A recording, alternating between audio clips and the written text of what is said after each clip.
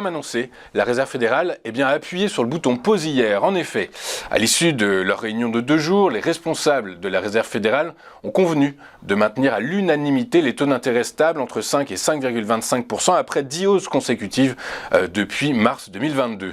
La Fed a également relevé à 1% sa prévision de croissance de PIB des États-Unis pour 2023 contre 0,4% anticipé en mars et très légèrement abaissé sa prévision d'inflation à 3,2% contre 3,3%. La quasi-totalité des participants voit comme probable le fait que de nouvelles hausses de taux seront nécessaires cette année pour ramener l'inflation à 2%, a déclaré le président de la Banque centrale américaine, Jerome Powell, estimant cependant que ces prochaines hausses se feront à un rythme modéré. La baisse des prix à la production aux États-Unis a été plus importante que prévu en mai. Le département du travail, selon des données publiées par le département du travail, les prix à la production aux États-Unis se sont tassés de 0,3% en données brutes en mai par rapport au mois précédent, mais ils sont restés stables hors alimentation, énergie et services commerciaux.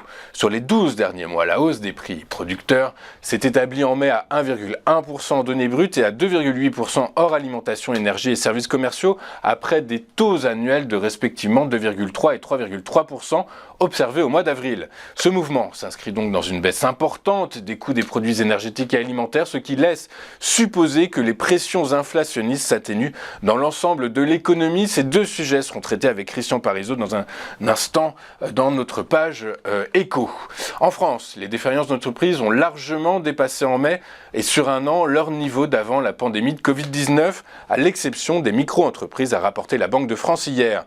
Le nombre de défaillances qui avait chuté à des niveaux historiquement bas avec les mesures de soutien aux entreprises, aux trésoreries d'entreprises prises durant la crise sanitaire est ainsi reparti à la hausse depuis le début de l'exercice 2022. Sur les 12 derniers mois, la Banque centrale a dénombré 47 231 défaillances, en hausse de 45,8% par rapport à mai 2022, contre 51 145 défaillances comptabilisées sur l'année 2019.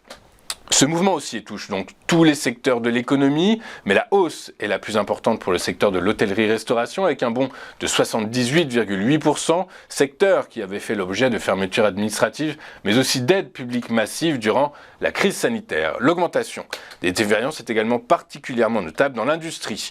Avec une hausse de 56,6% sur un an, leur niveau dépasse désormais d'une courte tête celui de l'année 2019. Avant de poursuivre notre émission, regardons ce qui s'est passé sur les principales places boursières de la planète hier, et les bourses européennes, quelques heures avant la publication de la décision de la Fed, ont clôturé dans le vert, le ralentissement du rythme de hausse des prix à la production aux États-Unis confortant les investisseurs dans leur scénario de statu quo de la Réserve fédérale américaine. À Paris, le CAC 40 a pris 0,52% à 7328 points, le FTSE a limité ses gains à 0,23%, pénalisé par une livre forte, les cambistes s'attendant à ce que la Bank of England poursuive la hausse de ses taux directeurs. Le DAX a lui gagné 0,49% à 16 310 points après avoir atteint en séance un nouveau record absolu à 16 336 points. Après une séance volatile, la bourse de New York a fini la journée en ordre dispersé, la Fed ayant refroidi les ardeurs des investisseurs en émettant la possibilité de 2 nouvelles hausses de taux d'ici à la fin de l'exercice. Le Dow Jones a reculé de 0,68% à 33 979 points, le S&P 500 a grappillé 0,08% à 4 372 points, tandis que le Nasdaq Composite a pris lui 0,39% à 13 626 points. En Asie ce matin, la bourse de Tokyo a fini en baisse après 4 jours de hausse, le Nikkei a cédé 0,05% à 33 485 points. En France, seul le secteur de l'énergie n'a pas profité du mouvement haussier hier. Le secteur a cédé 0,42% sur fond de repli des cours du brut. Sinon, tout le reste de la cote a fini en territoire positif. Parmi les principaux mouvements à la hausse, nous noterons le gain des financières qui se sont appréciées de 1,13% et des utilities qui ont pris 0,94%. Dans le détail, alors qu'une pause dans le rythme de la hausse des taux directeurs de la Fed est largement anticipé par les investisseurs, était largement anticipé par les investisseurs, le SBF 120 s'est adjugé 0,53%. On retrouve en tête de l'indice le titre de Casino Guichard qui a bondi de 21% à 8 € après que le distributeur alimentaire intégré a reçu une lettre d'intention relative à une proposition de renforcement des fonds propres jusqu'à un montant de 1,1 milliard d'euros. Le titre de la maison mère de Casino s'est lui apprécié de près de 40% à 2,59 Euro, à l'inverse, Alstom a fini en queue de peloton à la faveur d'un recul de 1,73% de son titre à 27,19 €. Sur le Forex, à l'heure de la clôture à Paris, le très anticipé statu quo de la Fed pèse sur le dollar. Le dollar index a cédé 0,56%. Dans le même temps, la monnaie unique s'appréciait, elle, de 0,6% à 1,0849 $. Sur le marché des taux longs, les rendements obligataires de la zone euro ont fait du surplace. Le Bund à 10 ans a cédé 0,02% à 2,4445%. Son équivalent à 2 ans a pris 2 points de base à 3,055%.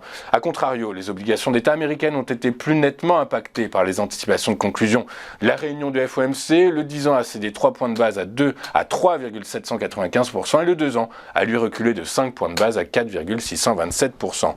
Les cours du pétrole ont fini en baisse, mis sous pression par la hausse surprise des stocks de brut américains, accompagnée d'un rebond du dollar après une communication offensive de la Banque centrale américaine. Le prix du baril de Brent de la mer du Nord pour livraison en août a terminé en baisse de 1,46% à 73,20 $.